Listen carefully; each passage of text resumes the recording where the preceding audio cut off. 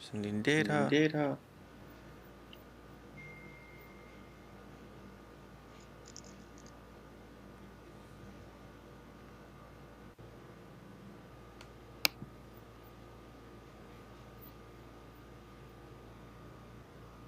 Online Facebook, online Periscope, online both YouTube channels. Just Twitch, which we're not going to really worry about. I'm going to drop the thing and we're going to go.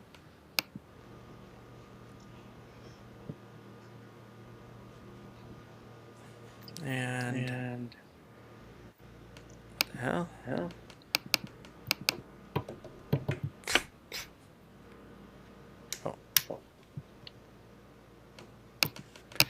All right, people. Sorry about that. For some reason our intro is not running here, and I don't know why. But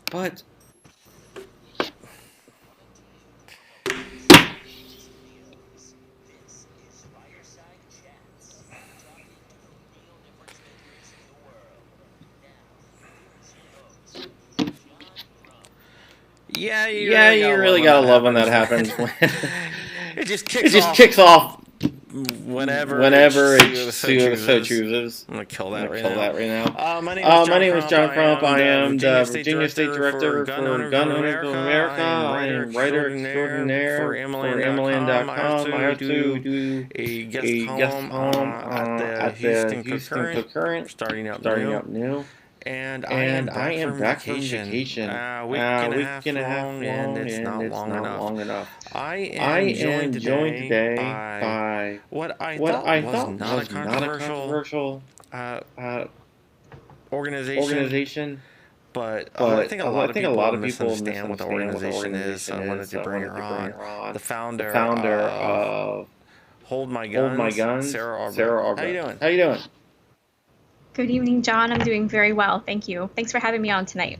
No problem at all. I know we got several people in the various chat rooms. If you want to hold your questions, firing up the chat server on the other side. But we will get to that. Sarah, you started an organization called Hold My Guns. I just did an interview with you from AMLAN.com. But before we get into this, what do you think of this awesome t-shirt that's for sale at blackswantactical.com? Space Force. Wow, that's very cool, John. How can we get one of those t-shirts? blackswantactical.com. That t-shirt and very cool shirts there. And other stuff as well. Tourniquets, whatever you want. Yes. Yeah, that's how this show gets paid for, believe it or not. Them and X-Tactical. Visit X-Tactical as well. Sarah, so you started an organization called Hold My Guns. Tell us a little bit about what that organization is. Thank you. Hold My Guns is crisis firearm storage. It's a program that will soon be available in gun shops and FFLs across the United States. And we started the organization because we saw a need for a self-governance option for some of the concerns that people have expressed with mental health and firearms, particularly as a self-governance option and alternative to red flag laws. Okay. We're getting a little bit of echo here. Let me try to kill that. Okay.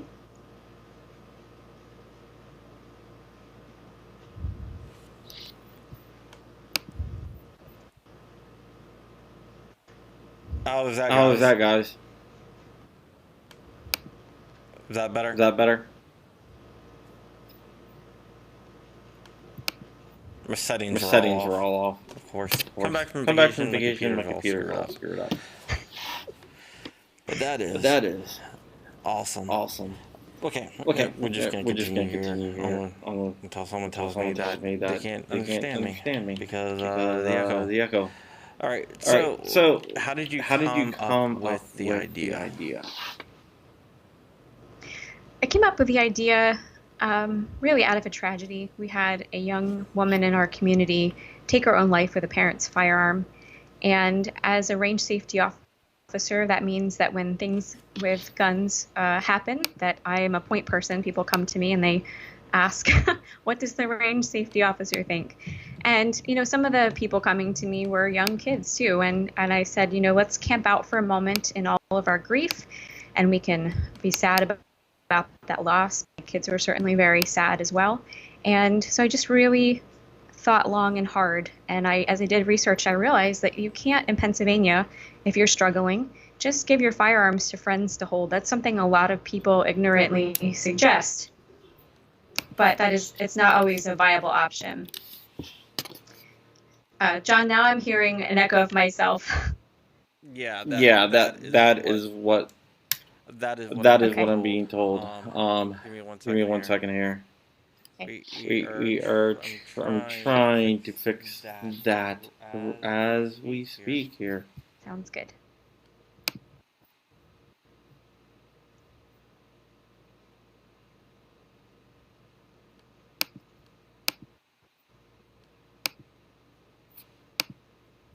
It's just on my end, I'm being told.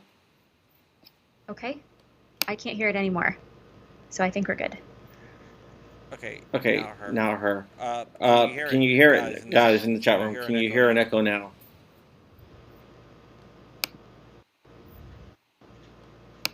All right. Hold on, let me see. Mm-hmm.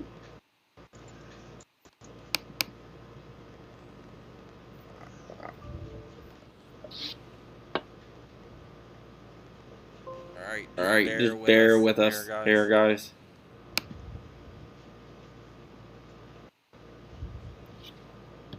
Making some adjustments on the fly here.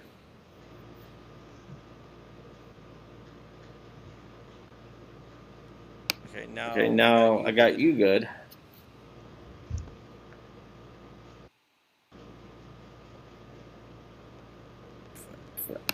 Sound. All right. Am I still echoing? Am I still echoing? Hello? I cannot hear an echo.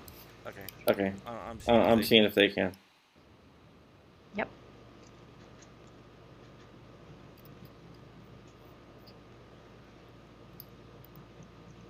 Oh yeah, I know hello. I just said hello and everybody responded to me. All right. Do I still have a bad echo? That's the question. No echo. Awesome. All right. We're good to go. Good job, John. All right. So basically, okay. It's just one person. No one else has. Now I echo now. Really. Awesome. Good now. Okay. Good now. Okay. I have no idea what's going on. But okay. So basically, you started this. You started this program to hold people's guns in states like Maryland, Pennsylvania, California, New Jersey, because these states do not allow you, if you're in mental crisis, to hand your guns off to anyone else. Right, and the other thing too is, as I was thinking about this problem, we were having a little bit of technical difficulty while I was talking. So let me just kind of restate that. So out of a loss, people are coming to me and saying, what solutions do we have here? And so as I started to look into them, a common thing that people would say to me is, why don't you just let your friends store your firearms? In Pennsylvania, that's not legal. You can't just, especially handguns, you can't just give them to someone. And the other problem, too, is even if the person were allowed to store firearms, too, if they were a close enough relative, like a spouse, or there's a list of people who are allowed to, it does complicate things, like how many people want a family member, often someone who's part of stress in someone's life, being responsible for a firearm. So it's not practical for everybody to use friends and family, even in states where it's allowed. So from that, I decided, I need a solution that involves a trusted professional party. And I thought, who might that be? And I came up with gun shops and FFLs. So not every FFL has a storefront, but, in the community, they are people who are trusted, who are professional, who understand firearms laws, who know how to handle firearms properly and already have storage available for their customers. They already have a good customer relationship. So it's a natural progression of thought to include them in on this plan. And I'm excited about it. We've received a very positive response from the gun community on that. So. Okay, let me ask you a question. How would someone get their firearms back? Walk me through the process. Let's say that I'm suicidal and I need to turn my guns over to someone so I don't hurt myself or someone close to me. How would I do that? And then how would I get it back? Great question. So, and I think this is a big concern that a lot of people have. So this is a great place to start in this conversation. This service is completely voluntary. So you would, of your own volition, take the firearm to one of our partnering storage locations. And when we met with our legal team, they worked through what is the legal way to do this. And what they came back with was to follow consignment procedures. So they're following all federal, state, and local laws for consignment procedures. And so the way that works is you would turn your firearm in, you would fill out a form that would acknowledge that you are the owner of that firearm. They would take down your ID information. And then just like with a consignment return, when you feel that you want to come pick it up, just like in the case where the firearm wouldn't sell or you changed your mind about it, then you would come in and you would fill out the paperwork to retrieve your firearm, which includes a background check, and then you would be able to retrieve your firearm. There are no, other than that, if the person is allowed to possess their firearm, there's nothing that would prohibit them from picking it up. Is there any insurance that has to be included in them holding your firearm, and they do have to go through the background check, correct? That's correct. That was one of the concerns that a lot of people had. Of course. Is the background checks. Why do they need to go through the background checks? Well, those are the ATF regulations for consignments. So we're writing our policies to meet those regulations. And the thing is that gun shops run with a federal firearms license. So in order for them to be compliant to stay in business, the procedures that they have to do in order to do consignments and consignment returns. So if we are doing business by offering this in gun shops, we have to make sure that they're compliant as well. And gun shops do have insurance and they do cover different incidences. So that is something that that they will have, to answer your question, as a precaution if something were to go sideways. So it is in the business of gun shops to be, staying compliant. Okay, here's one of the questions that a lot of people are worried about. Sounds good. Does your organization support red flag laws? No, not at all. Myself and my business partner, Genevieve Jones, are adamantly opposed to red flag laws. They really subvert due process. I understand that some people have a big concern about making sure that firearms can be taken away from someone, but what they don't realize is that really does infringe on rights. And so our whole point is to come up with a way that we're not getting law enforcement involved. We're not getting court orders involved in that sort of thing. This is really an opportunity to take care of your personal matters before they become public one. And our hope is that by removing that temptation of a firearm, that the individual would be able to get the help that they need and then come and pick it up when they're ready. What type of fee is involved?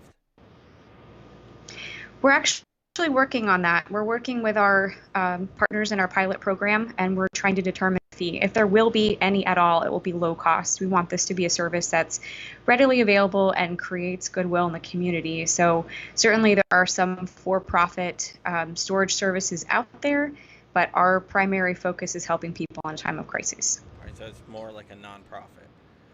Yes. One of our watchers, Matt out there, has a really good question. What happens if a state has like a one firearm per month law? Do they have to wait 4 months if they turn in 4 firearms to get all their firearms back?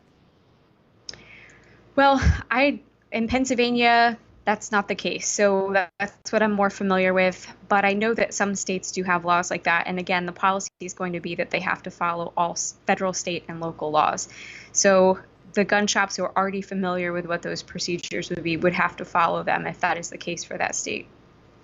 That would really suck. But it would. But it is better than having police show up at your door at 5 o'clock in the morning because you don't have a plan in place for if things go sideways. So again, if you're taking care of this, on your own terms, then you're not dealing with all of that. And you're also not dealing with the expense of going and creating a due process type procedure. I forget where I saw it today, but there was an article that said that it's about $15,000 for you to go to court and to get those rights reinstated to you. So, and to get your firearms back. So, yes, depending on what state you might be in, if those are the regulations for that state, it might be a pain in the butt. But oh my goodness, it's a lot better than having to go through a legal process to get those firearms back. Yeah, through my research, I'm seeing between $10,000 and $15,000, and usually the people aren't successful, so it's basically like throwing money away.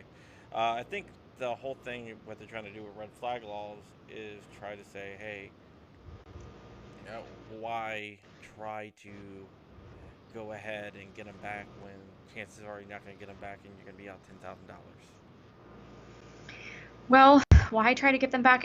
It's about more than just the gun itself, right? Like, it's an even bigger issue than just a particular firearm, and we really want to protect people's rights. So again, this is a way that you can do that without having to go through that process where a judge perhaps would determine that you are mentally defective, to quote the 4473 form line 11F. If once you have that on your record, it's very difficult to get that taken off, and that would affect whether or not you could own firearms for the rest of your life.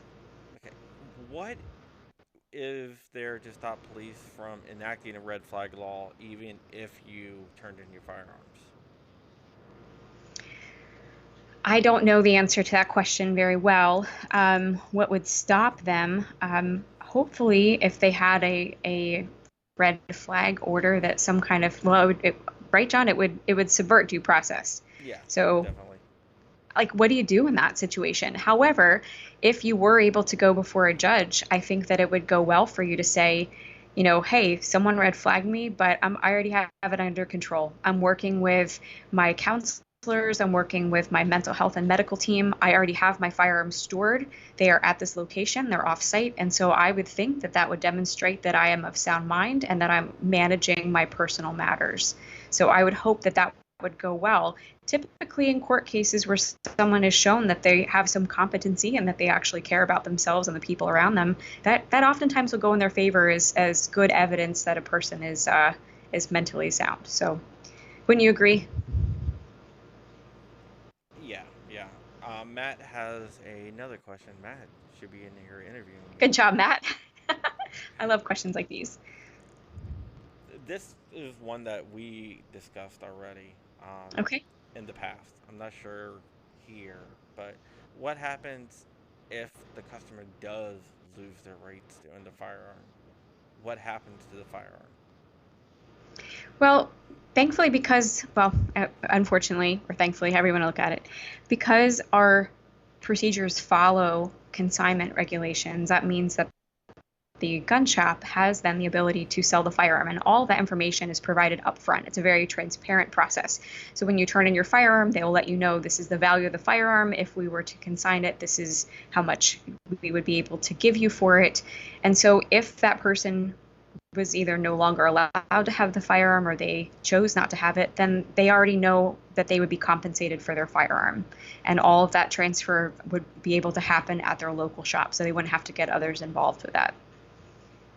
Yeah, another thing. You just hit a milestone. You want to tell the people what the milestone is? We did, and I want to say that all of us hit a milestone because we had so many people donating and sharing and leaving wonderful comments of support on our GoFundMe. It was our page is gofundme.com/HMGORG, and we have our total fundraising goal is $5,000, but the milestone we hit was $4,000. And what that allows us to do is to meet with our legal team next week to form the umbrella nonprofit organization and to start the process for our legal review of all of our policies and procedures and our materials that will go to our storage partners. It's very exciting. And I want to say we did that in 2 months, which is awesome. Go ahead and give that again, the GoFundMe. Certainly, it's gofundme.com/HMG for Hold My Guns, ORG. Gorg, right? That's a fun, you can, if you spell it, sound it out, but yes. And there are 7 updates on there that are just really fun to read about different comments that people have written, including an amazing one. I don't know if you saw it, John, but there was a psychiatrist in California. He was formerly a psychiatrist in the military, and now he's a clinician in California. And he donated a substantial amount of money. His name is withheld at his request, but he said we could share the comment. And he donated $500. And the amazing thing was that he recognizes that this is going to change the way that he treats his patients. Previously, the protocol is to start the confiscation procedures right away when the patient says that they're struggling. And what that does is it starts treatment under duress. So right away, the patients are upset. They've had their rights taken away, their firearms taken away. They feel like they're less of a person. And then they kind of have to build themselves back up. However, if he's able to refer his patient to one of our storage partners, then it puts the onus on the patient, and it helps them to feel like, hey, I can manage this, I'm taking care of things, and it starts them out with a sense of empowerment as opposed to discouragement, which he feels will help the treatment go better and will also create less legal troubles for his patient. So he's very excited about it, and he put $500 behind those sentiments, and we really appreciate that. But we're hearing things like that from all over the mental health and medical communities. It also helps people if they go to their psychiatrist or whatnot, when they get asked, because they will get asked, do you have any guns? Mm-hmm. They can say, no, I don't. And they won't be lying. They won't be lying. But it won't be, because it's not theirs. So basically, your organization is trying to actually head off red flag laws. I know there's a lot of people that are concerned that, it's going to have effects for red flag laws. Well, all of the information that is stored about our customers is only held within the gun shops or FFLs where they're being stored. We don't have access to any of that information, any of those records at all. The only information that we have will be our list of storage partners. So I think that, if there's a concern, does Hold My Guns store my information? No. And so at no point we would never be able to even give that information because we don't have it. We don't keep a record of it. Just like all sales are kept at local gun shops, that's how we're doing things. So, it's, as people say, is it possible that, this is going to create a situation where I'm going to be flagged not for something that we're doing? Yeah, to answer Frank's question, if you go to a psychiatrist, yes, there is a problem, but there's a lot of mental health problems that doesn't exactly make you ineligible to own guns or whatnot. Exactly. I suffer from generalized anxiety disorder, and I have maybe 1 or 2 guns around 100. But, yeah, but I don't really do that. But what this is, if you are suicidal and you have guns in states like Maryland, California, and stuff like that, you can't give them to a friend to hold. So what do? What the state wants you to do is surrender them. But what this is doing is pinning it into your own hands. Mm-hmm. But yeah, so that's what it's doing. You can always get back your guns whenever you want by just going to the FFL. I think that's one of the main concerns is once you give them up, you can't get them back. That's the case if you're taking them to your police station or if they're confiscated. It's very hard to get them back. So, part of this solution is providing a way for people of their own volition to get those firearms back when they want to. And I'm really excited about it. I think it's going to help a lot of people. Yeah, red flag laws is definitely confiscation orders, Justin. No one here is disagreeing with that. Sarah's not. Hold My Guns is not. They don't support red flag laws. I definitely don't. I would be fired as Virginia Director of GOA if I did. Roger wants to know, is there a limit on how many guns you can store? Because if Roger ever needs to store his gun collection, we might need a barn for Roger. Yes. No, you need a lot more than a barn for Roger. It's going to depend on the storage available at Roger's local gun shop. We are working with a shop.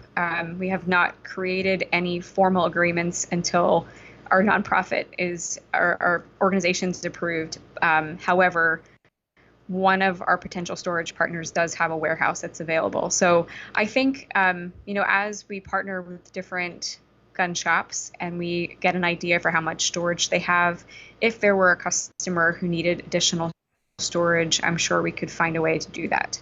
Yeah, it would have to be probably multiple gun shops for that.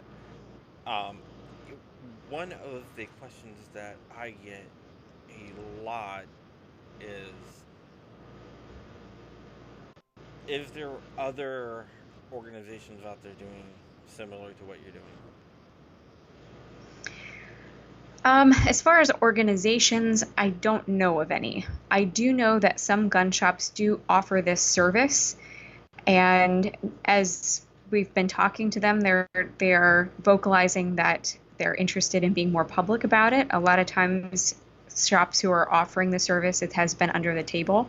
So as we're saying, we're creating this program that you're able to participate in, we're hearing, hey, we kind of do that under the table already, but we're interested in partnering with you so that people can recognize your logo on the door and on our website, and they know that we are a place that will store firearms. So, like I said, I don't know if I don't believe that there are other organizations, but it is something that gun shops have been doing just to help their customers out for a very long time. Yeah, I do realize that. Who is your legal team? Because I think if you know anything about gun rights and gun laws, if you have any concerns about holdmyguns.org, their legal team, if you know anything about them, you just Google the names, you'll be like, okay, never mind. So who is your legal team? I am really excited about our legal team. It's Joshua Prince, and he has just been an amazing individual to work with, and as well as those at his office. And Jeffrey Franklin, one of the attorneys who works with his practice, will be helping us form the nonprofit corporation. He specializes in that aspect of law. But Joshua has just been amazing. At first, he was like, all right, are you a gun grabber? What's your idea, Sarah? I loved the questions that he asked and how seriously he took this program proposal. And he said, I think this could work, and I'm going to do the research for you. Joshua is meticulous. He's written amicus briefs for sponsored by Gun Owners of America and other organizations. He really has a passion for protecting rights. And so it's an ideal person to be working with. And he happens to be like an hour from me. So it's just a really cool thing. I was introduced to Joshua by my friend John Patton and Genevieve Jones, both of the Gun Collective. So I'm really just excited. We're very blessed to have such great people on our team.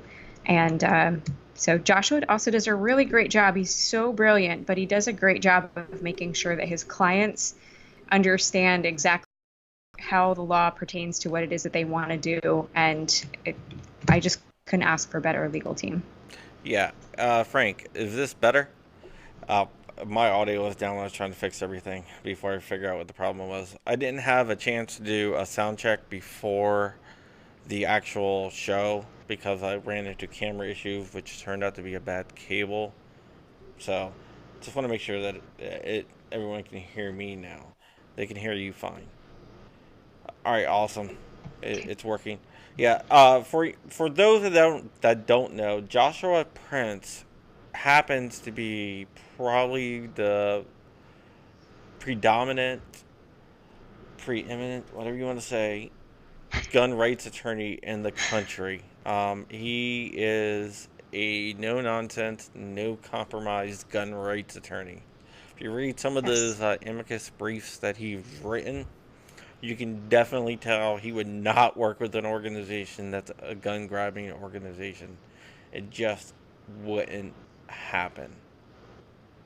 And I wouldn't want to work with an attorney who secretly was for red flag laws, for example. So it's a good fit for us, too. Yeah.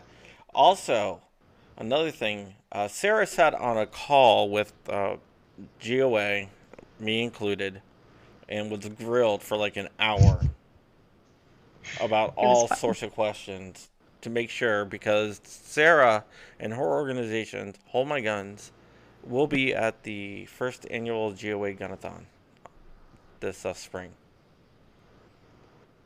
We're excited to be there. Yeah, GOA is donating a table to Hold My Guns, so that right there should tell you how non-compromised they are on gun rights. That's one of the reasons why I wanted to have you on here, because there were so many. I did an interview with you for Amaland, but I guess a lot of people read like what your organization does and didn't really understand it, and they didn't read through the interview. So I figured a visual interview might be a little bit better to get the point across. Also, your vice president, Genevieve, her husband might be someone in the gun world. Is that correct? Yes, and they're not married, but they've been together for a while. And John Patton, they're very close. John Patton is also a dear friend, and he's been incredibly supportive of our endeavor. He did have us on his Surplus podcast a couple months back, and he just has been great to offer guidance and support, and he's got a great sense of humor, so he's just really helped to bring levity to it just as we're working together. I sometimes have some pretty late nights over at their house working with Genevieve, and he's just really wonderful to make sure that we've got everything we need to work through this and to keep us smiling, because this is a really big undertaking. It's a privilege to do, but I can't lie, it's been pretty intense, and I'm really grateful for his support as well. So check out the Gun Collective. He just does a great job over there. Genevieve as well. She works with Gun Collective, and they are just an amazing resource for pretty much anything involving firearms and the firearms community. I have to say, I make their ballistic gel, by the way, for their videos, for their tests, and that's just been a fun side project that I've had with them. I've really enjoyed that too. Yeah.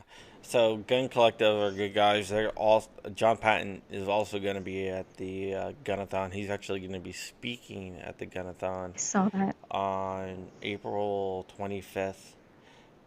In Ashburn, Virginia, at Silver Eagle Rope. You're going to drive down, I take it? I don't think you're going to fly. You're close enough to drive, I guess. We're going to drive. We'll do a road trip. Put some good music on. It'll be fun. Hell, Hank Strange is driving up from Florida. So I got to drive, if Hank can do it. Yeah, Hank can drive up from Florida. Yeah. He actually brought me a story that I'm going to be writing an article on Monday, or maybe tomorrow it might drop. But it's a guy in Florida. I want to get your take on this. He receives... A Florida man. Let's start there. Yeah. Well, he receives a letter that his CHP has been suspended. He's like, what the hell? And then the police confiscate all his firearms for domestic violence. The guy's married, right? It's not his wife that filed on him. It's another guy. Roger, you're like right down the street. You're like 100 miles away. That's nothing. It's another guy. It's another guy who was living with some old lady, renting a room. He was selling drugs out of the house, and he was threatening her and stuff like that. So they kicked him out, and he started threatening them. So they filed a restraining order against this guy, who happens to have the same name as the guy I'm writing the story about. But the guy is about 6 inches taller, 100 pounds more. He's bald. The other guy has like long black hair. This guy has no tattoos. The guy they're looking for has tattoos, and they don't have a birth date. So they basically red flagged him, and it's not even him. So he's trying to get his guns back, and what the police and the courts are telling him is he has to wait until he goes to court against this restraining order, which he has no idea who this lady is or anything like that, because obviously it's not him, because obviously she only had a name. For her to say, oh, that's not the guy, before he can get his guns back. That's dangerous. It sounds like there was an ex parte hearing involved with that. If they're just stepping back, you're asking about removal of firearms and a case of mistaken identity. Every now and then something like that does show up. And so there is actually an answer for that if that were to happen involving one of our transactions. And the protocol for that already existing is to have a challenge form. And you basically say, I am this person. I don't have anything on my record. You take the challenge form to one of the partner shops, and they're able to say, here it is. We are allowed to release the firearm to this person. So just with that scenario, if something like that were to happen, there is already a protocol in place that is allowed by the ATF for a scenario like that. I hope that the person in Florida that you're talking about has a good legal team. And I wish that for scenarios like this, that states would punish people who file false reports. And, that it's terrible. I don't think it's a false report as much as the police hit the name and said, oh, guy with the same name in the same area. Sure. Who's accountable for that, Yeah. And it's not even that he can file a challenge form, because he wasn't denied. It was his rights were stripped. Right. So he has to wait till they go to court for the lady just to say that's not him. I don't think it's on the lady. I think it's on law enforcement. He will have a good legal team as of Monday. I'm making sure of that. Very cool. I've already arranged that. I put that all together today. When I got off the boat, and the first thing I did was within 3 hours had this guy a legal team. So yeah. Wow, John, good job. Thank you for doing that. And I hope that it sets a precedent for cases like this, because we don't want to have cases of mistaken identity where a person has their rights stripped away. And sadly, we hear about cases like this often. So I'm really proud of you for helping put together that legal team. It's awesome. Yeah, all he has to do is wait till the 27th and go to court. But it's more than just, okay, well, the guy loses his guns for a couple weeks. It really is. It's so I'm going to try to shed as much light on this as possible. Do you have a story coming out about this particular case? Yeah, I gotta. We'll get to read it. Yeah, it's probably gonna drop on Monday. I don't think I'm gonna get done with it tonight. Can't wait to read it. I filed requests for comments with everyone, so we will get to the bottom of it. But the guy doesn't match the description at all. I have everything. I have all the paperwork. I have all the court case documents. Guys, copy of the guy's license, and it's not even close. That's amazing. Yeah, so I mean, it's very scary. Yeah, and John, go ahead and PM me over that link if you want. Everyone's always trying to give me links, and that's great, because that's where I get a lot of my stories from. But yeah, so I think your situation will help a lot. He is able to, in Florida, you can give your guns to a friend. So he has a cop buddy who's his neighbor who took all his guns. Okay. So he's I don't have any guns. They came. They're like, nope, don't have any. Gave them all away. That's awesome. Yeah, and a lot of times in cases like that, that you are allowed to give your firearms to an authorized third party. Sometimes that might be a sheriff's department or a friend who's legally allowed to possess firearms, but you do have to go through the court for that. So in a situation like that, it's not, you often have options if you know what to ask for to find a third party like that person's police officer friend who'd be able to legally store firearms. Yeah. So if you're in that situation, that's a great question for your legal team. Don't just assume that they have to be confiscated at a particular location. You may have options for a third party to store them. Yeah. Okay. Now that we got your organization covered and everything, let's get into stuff about you. Oh boy. All right. You didn't think it was going to be easy, did you? I didn't know what to expect, but I've seen a few of your interviews, and I saw that you were like digging back to people's MySpace. So did you find any old MySpace on me? Because I used to have a few of those. I don't know. yeah, I do dig back. I do a lot of digging. Go ahead and tell everyone what your job is. Well, one of the hats that I wear is that I'm a childbirth educator and doula, and I've been doing that since 2008, and I really enjoy helping families welcome new babies into the world and also educating them about the whole process. So my clients oftentimes will contact me as soon as they have a positive pregnancy test, and I basically stay in touch with them throughout their entire pregnancy. I go to their hospital or birth center or even to their home sometimes for the delivery, and then I follow up with them postpartum. So I really absolutely enjoy that job. I teach a 12-week childbirth education course. So it's like a college level course to be attending for 2 hours a week for 12 weeks. And over that time, we not just talk about the logistics of childbirth, but also really help the couple to learn to communicate well and learn about things that might come into play during pregnancy, delivery, and postpartum that might even affect the way that they parent their children. So the goal is to really help them to work through things. And sometimes those things might include a history of past abuse.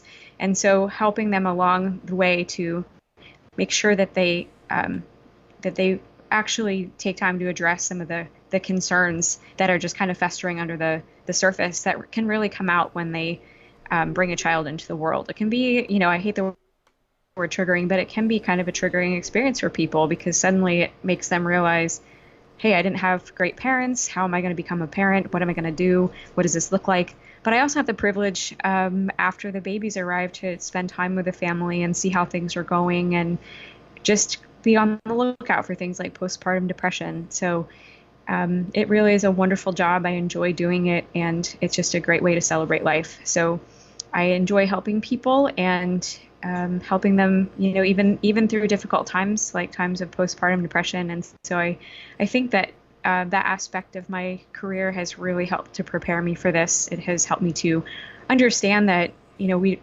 people can go through all kinds of things, not just postpartum depression, but, sometimes a loss, sometimes a pregnancy outcome that is difficult, a particularly traumatic birth, or sometimes even miscarriage or a deformity from in the baby that makes care for that baby difficult. Sometimes things don't go as people plan, and that can really affect a person's outlook. So it's a privilege to come alongside and be a resource to my clients for that. Okay. The reason why I wanted to ask you that is, do you think that played in any role in you designing this program? Absolutely. Do see a connection there. Yes. So in addition to just having a heart for helping people, especially when they're going through big things in their life, helping clients who have experienced depression, again, for a myriad of reasons, and getting phone calls like, hey, we have guns in the home, and what should we do with them? My spouse is having a really hard time. I've gotten a call from a husband before about that. And so I went over with a team, and we secured the firearm, and they were people that we knew pretty well.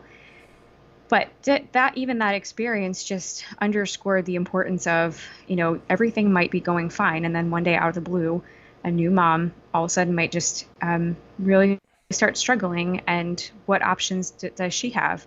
So in that situation too, because she's another adult in the home, she might have access to the firearm safe, she might have access to keys to gun locks or whatever. So sometimes there are situations where the storage at home is not conducive to be safe for all parties in the home. And that's another important thing to remember about our program, is that the gun owner can take responsibility to remove the temptation of firearms for someone who is in their household who might be struggling. It might not be the gun owner themselves.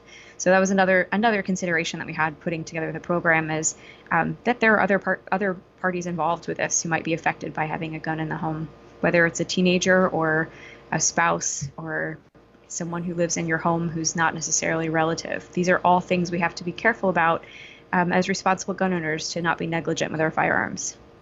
Okay.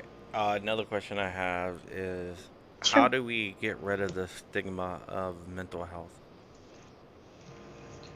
That's quite a question. It's open-ended. I don't think that it is open-ended question. I think talking about it is a really important thing to do.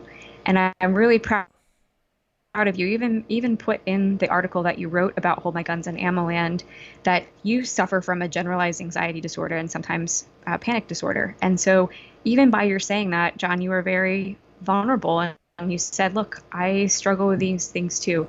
And honestly, most humans do, right? Like, we don't know if we're going to get a call that a loved one has passed away suddenly. That can be a situation that would just throw us into a very sad spiral. We don't really have control over the things that go on in our life. And I think if people humble themselves and recognize that this could happen to any of us, that's a good place to start. That's a good place to help reduce the stigma. If we're honest with ourselves and recognize this is part of being human, it can happen to anyone. Also, having options like Hold My Guns and similar type solutions that take a holistic and proactive approach to treating a problem, that's a great way to reduce stigma too. So it's not just only saying, oh, mental health, therefore red flag laws, right? Because that is something that reinforces stigma.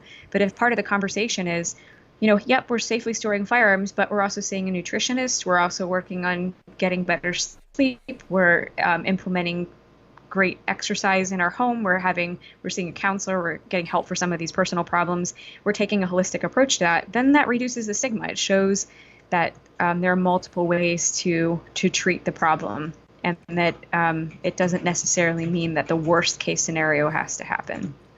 Yeah, I just want to call out to Richard. Richard was talking about how he lost a child at birth, and he's a gunshot owner. I know that Sorry about feels that. terrible. Losing a child is like nothing you can experience. So my heart goes out to you, man. Yeah, and he doesn't agree with red flag laws. But the reason why I'm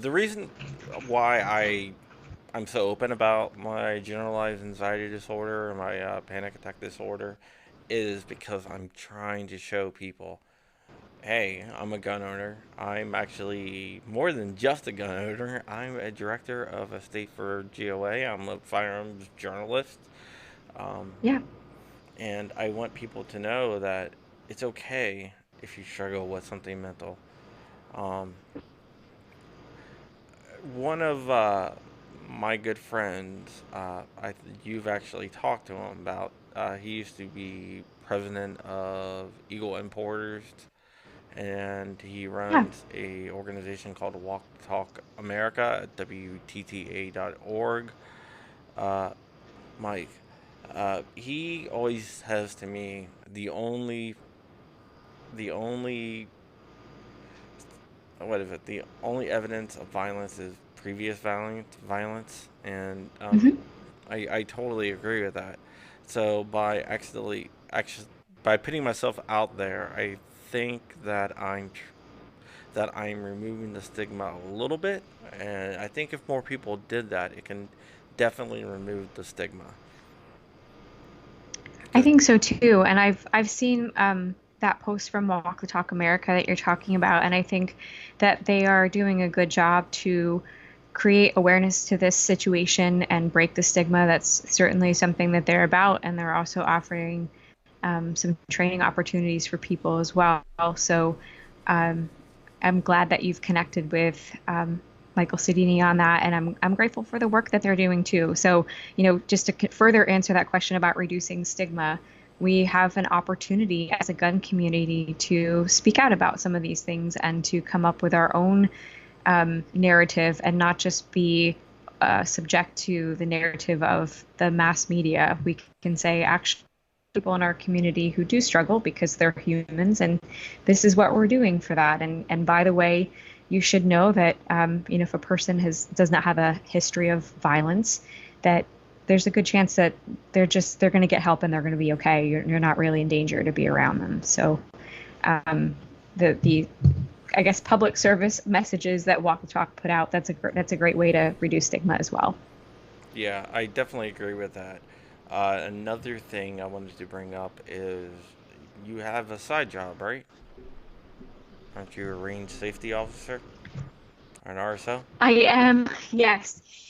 Yeah, I'm a range safety officer. I work particularly with the Southern Chester County Youth Shooting League, and we have wonderful youth. They're ages 8 to 18, and we meet every Monday evening, and we shoot 22s and 22 rifles, and it's just a really great experience for the kids to kind of compete against themselves in a setting. We have on any given night 20 to 40 kids, and we have several relays a night and different competitions that they can do, but they can also rank up through the civilian marksmanship program. So it's wonderful, and honestly, it's an opportunity for kids to learn to listen and to be safe, to understand gun safety, and also to make friends with other like-minded kids. So I really enjoy that opportunity.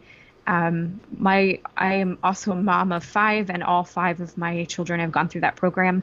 My 16-year-old is about to turn in his targets for Distinguished Expert, and then 2 of my other kids have turned in their targets to be expert level, and then I have 2 that are I think they're sharpshooters. I can't remember which bar they're at, but it's been a wonderful program. And part of the reason when I was asked if I would become a range safety officer was that I am the only female range safety officer, and we have a lot of young girls in our group. So just to have another female there, if they have anything going on, or if someone needs to be repositioned or something like that, it just makes it a little bit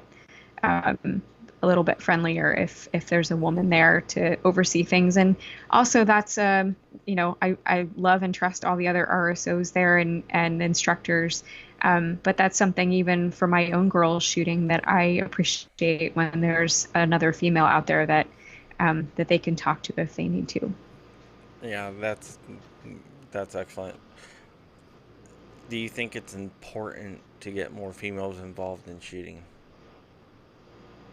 Absolutely. I think everyone should be involved with shooting. It's a life skill that everyone should have, and it's exciting to me that we do have so many young girls in our league, and young boys as well. And we've even had kids meet and date and get married who have been in our league. So it's a really wonderful group, and I'm all about teaching the next generation to shoot and to be responsible with firearms, and also to just look out for the people around them. Something I always say, we often will go through different range safety rules, kind of like give a quick lesson at the beginning. And something that we always like to emphasize is that everybody on the line has the ability to call a ceasefire.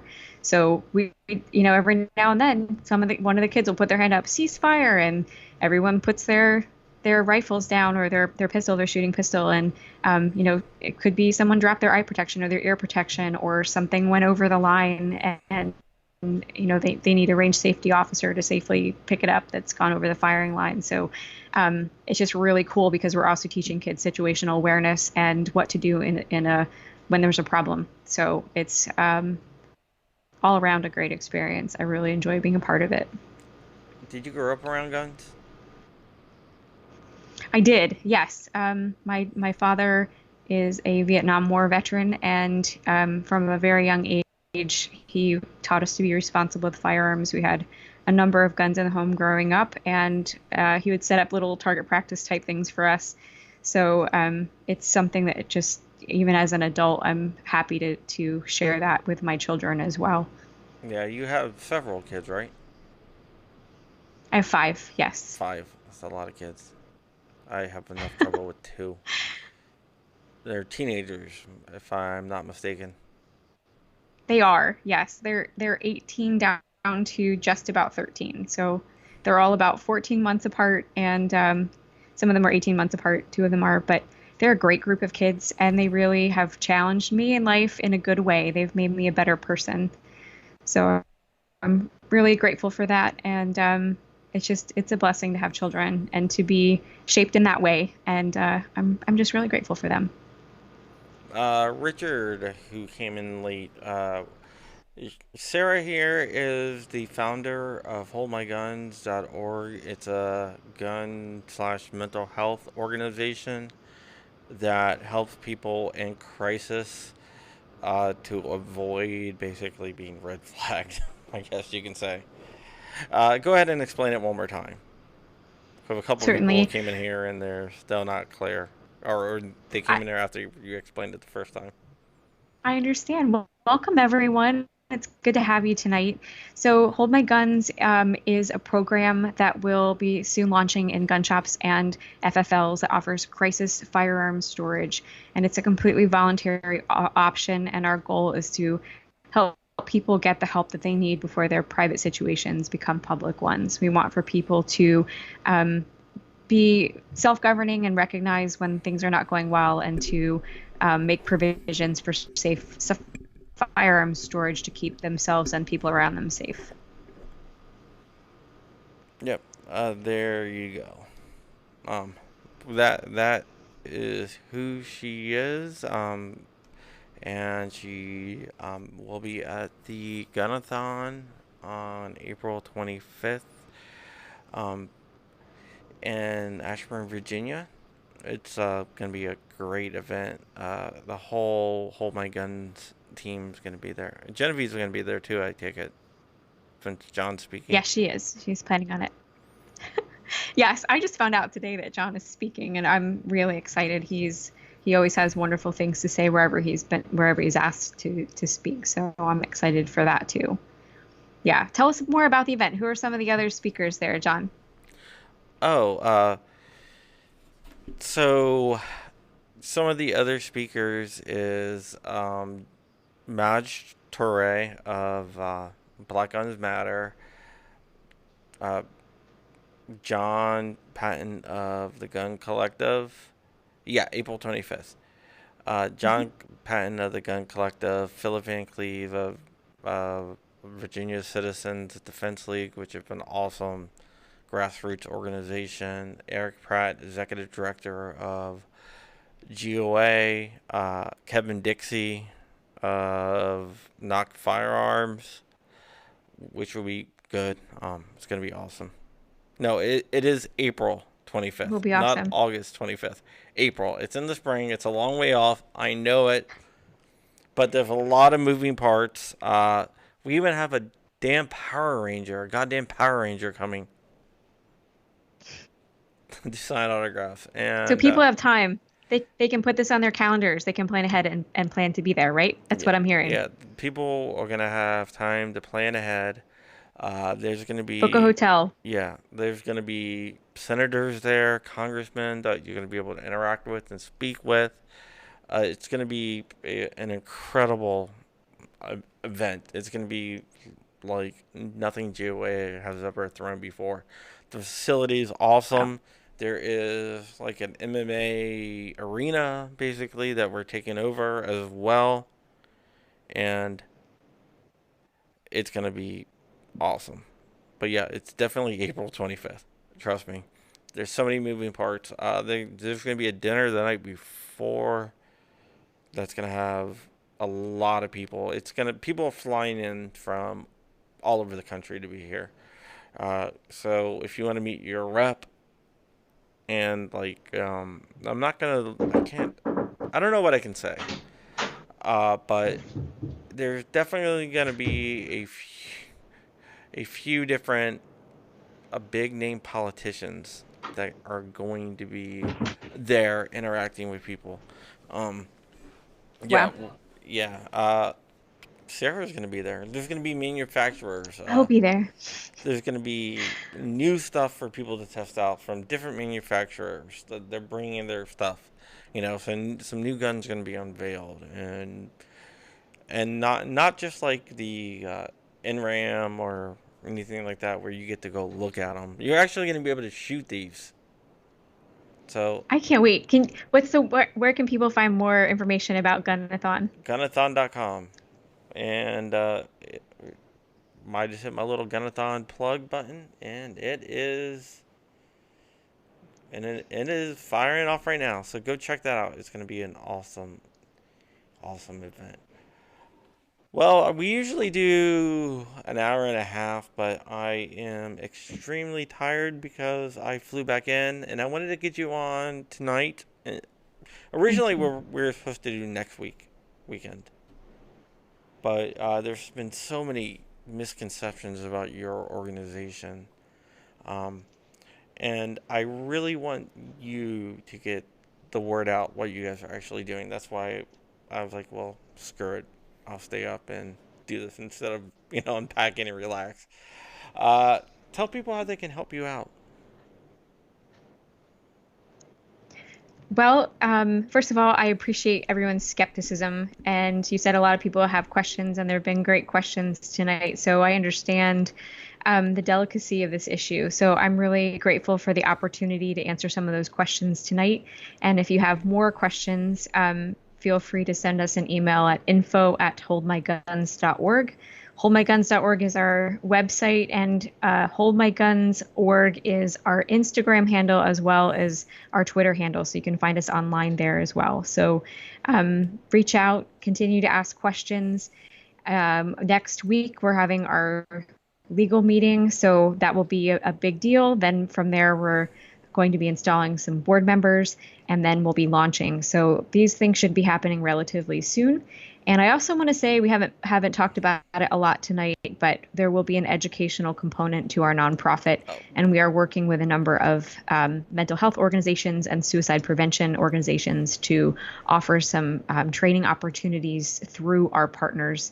And the idea is to create kind of a sense of community where people can learn about these things in a fun location like a gun shop versus going to some hospital sub-basement to talk about things in a very serious and somber way. We want for people to just enjoy the experience and to learn and to be active in their community, to be looking out for others. So we're excited about that education component to our organization as well.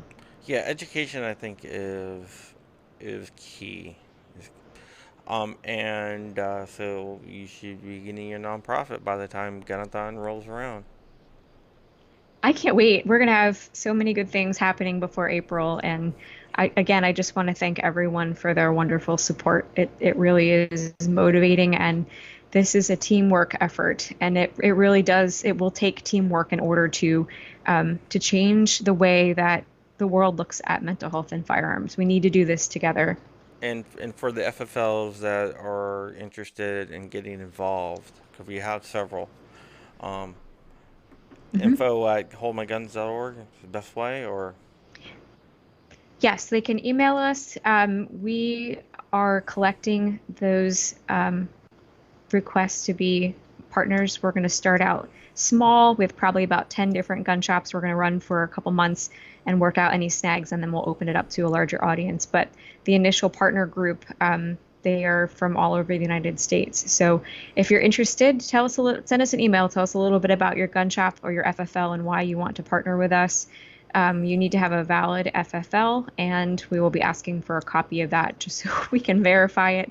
And then, just tell us what is it about the program that is of interest to you. We really want to work with gun shops and FFLs who have a compassionate attitude and are professional and care about their communities. All right, that's awesome. All right, I'm going to play the intro, and I want to thank you again, Sarah, and hope to have you back soon. Looking forward to it. Bear with me for 1 second, Sarah. I want to talk to you after this is over for a second. So don't go anywhere. Great.